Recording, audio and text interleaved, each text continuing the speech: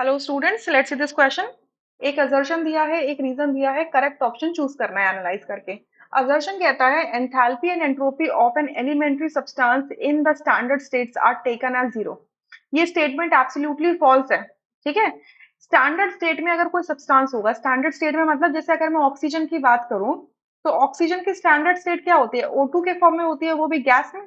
तो इसकी जो एंथैल्पी होगी, यानी कि इसकी जो एंथैल्पी ऑफ फॉर्मेशन होगा, एंथैल्पी ऑफ फॉर्मेशन होगा, ये क्या होगा? जीरो होगा। ठीक है। But entropy is not going to be zero. ठीक है, entropy is not going to be zero, सिर्फ एंथैल्पी क्या होगी, इसकी स्टैंडर्ड स्टेट में जीरो होगी। तो ये आपका फर्स्ट जो दर्शन जो लिखा हुआ है वो फॉल्स हो जाता है यहाँ से। क्लियर?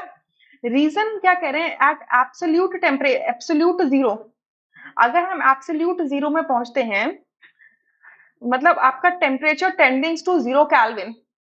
ठीक है, अगर आपका टेम्परेचर जीरो केल्विन की तरफ मूव ऑन करता है, तो particles of a perfectly crystalline substance becomes completely motionless. ये बिल्कुल ट्रू है। ये हमारा थर्ड लॉ ऑफ थर्मोडायनेमिक्स कहता है कि अगर आपका कोई भी परफेक्टली क्रिस्टलाइन सब्सटेंस है, अगर आप उसको एब्सोल्यूट जीरो की तरफ लेके जाते हैं, यानी कि टेम्परेचर डिक्रीज करते जाते हैं उसका सिस्टम का, तो इसके जो पार्टिकल्स है उसके मोशंस क्या हो जाते हैं? सीज हो जाते हैं।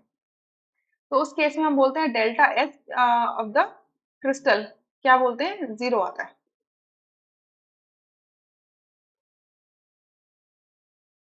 ठीक है। तो delta S of the system, इसको ऐसे मत लिखो delta S of the system, इसको ऐसे लिख लो कि delta S of system at zero kelvin is equals to zero. ठीक है।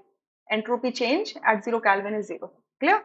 तो ये ट्रू है, तो आपका जो ऑप्शन हो जाएगा वो थर्ड ऑप्शन करेक्ट होगा कि assertion is incorrect, reason is correct, right? So third option is the correct answer. Rest are incorrect. I hope you understood. Thank you.